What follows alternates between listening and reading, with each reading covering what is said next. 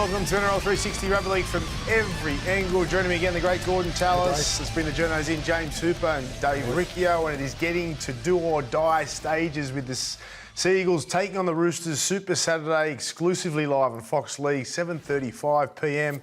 Manly Sea Eagles in 9th position, Roosters in 10th. It's at the must-win stage for both teams, right? Best time of the year, Braith. September only just around the corner, and every game genuinely means something, Gordy. Yeah, absolutely. I think the Roosters, and maybe the side that misses this game doesn't make the finals, huh? What do you reckon? It's that big? Yeah, it's huge. It is. And these are, this is the game where it's now that point in time when you'd look back on the season, you go, we dropped that game, we should have won that one. That's what teams are doing right now. Yeah. Certainly these teams, probably from because they're in the fight now. They're in the fight, and it's time to get the momentum going. And the Roosters missed an opportunity last week. Manly not so much. Got hammered by the Bulldogs and Seibs. Is it important for him that they finish strong, Hoops? Definitely. Or make the 8 even. Oh, definitely. It is critical, Braith. It's going to be performance based.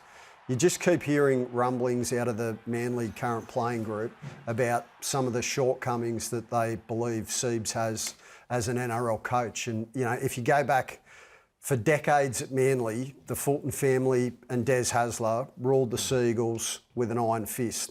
They won premierships 1987, 1996, 2008, 2011. And there was always a lot of factionalism, politics and infighting, even when they were having success. Fast forward to 2025, nothing has changed. There's still a lot of politics going on underneath the surface on the Northern Beaches. And there's a big push on at the moment from some ex-players who have won premierships with that club to try and get Anthony Seibold overthrown and to get Matt Ballin put in as head coach. On the back of that, with Seibold, does he need to make the 8 to keep his job or not?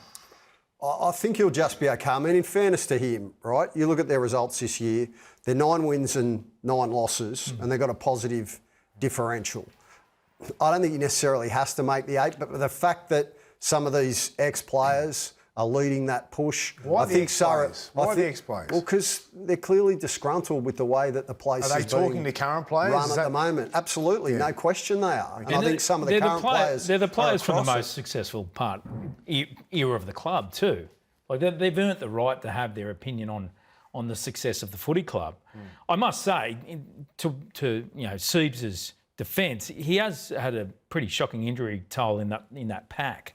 Hamoli Olakawatu, Josh Alloway, Nathan Brown, Paseka, Croker. He's had some issues.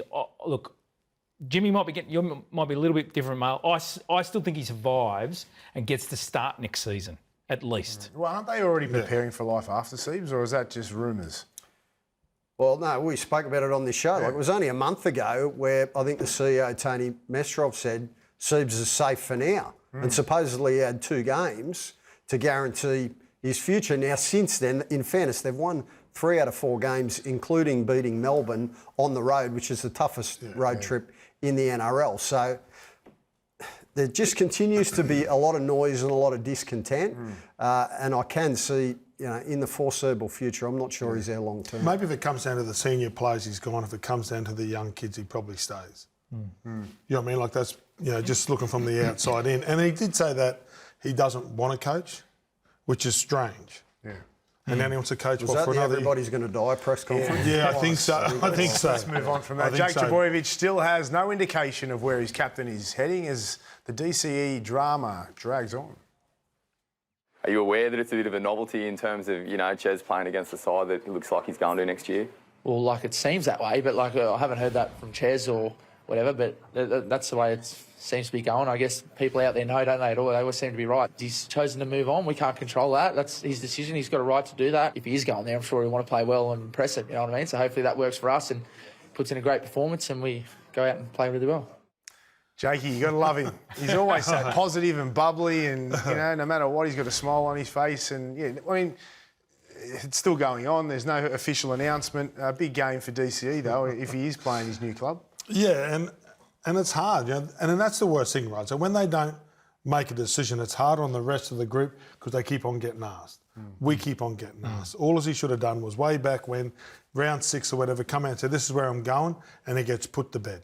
I think that's the unfair element of it. It's people poor like Jake Jake. Trbojevic needing to answer the question that only Daly Cherry-Evans can answer and put to bed. And, you know, the very next Manly player that does a press conference, he'll be asked. And then the next player. And it just causes the questions and the headlines that Jake doesn't really want to answer. He wants to win footy games. Does it change?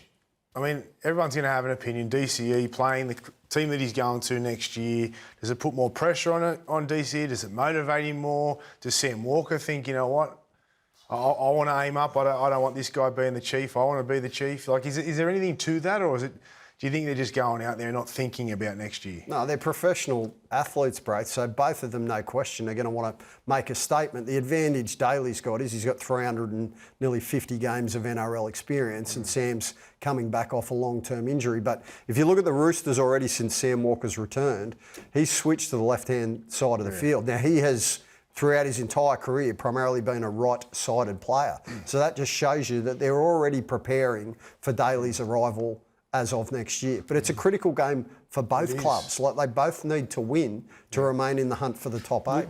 Would you keep Sam at 7 and put DC at 6? No. I'd put DCE at 7. I think DCE's more controlled, more experienced, more composed. You've seen the game on the weekend. Sam's got so much firepower and can create opportunities left, right and centre, but, you know, he's still got that error in him, and you know, I think with game management, he's still got a lot to learn, you know, whereas DCE, that's why they're getting him. That's what I would think they're getting him for, is to have that control, composure, kicking game and get them to spots on the field for Sam to weave his magic, you know. I'd rather that scenario than the other. And I think he'll learn a lot from DCE because that's a part of his game I think Sam needs to work on to get to where he needs to get to. That's interesting you say that, Braith. The appeal of what the Roosters see in DCE, that controlling element. And if you ask the Manly Seagulls, they don't think so, which is why they went and got Jamal Fogarty, who just keeps it simple, points the team around the park, kick, chase, right, keeps it simple. But Daly has an ability to play a bit of freelance footy, run down a short side. The teammates may not know what the next play is. That's very Sam Walker. I'm intrigued to see how that marriage works when they both can play freelance footy. Yeah. Well, that's Male I didn't know. If there's players in his team thinking that he's a bit that way. Well, you've seen Daly, and hey, Daly got dropped from the Queensland Origin side for not taking control of that moment in time. Yeah, but I think the Roosters, Dave, view that the close games that they've lost this season, the most recent loss to Melbourne last Thursday night's a prime example. If they've got a player of the experience and the composure of Daly Cherry-Evans with the kicking game. He's got runs on the board. No Daly, I think they view that he gets them home. If he knows why he's going there, and they would have spoken at length why and what they want from him in that season, I'm pretty sure he'll be able to nail that over a 12-month period.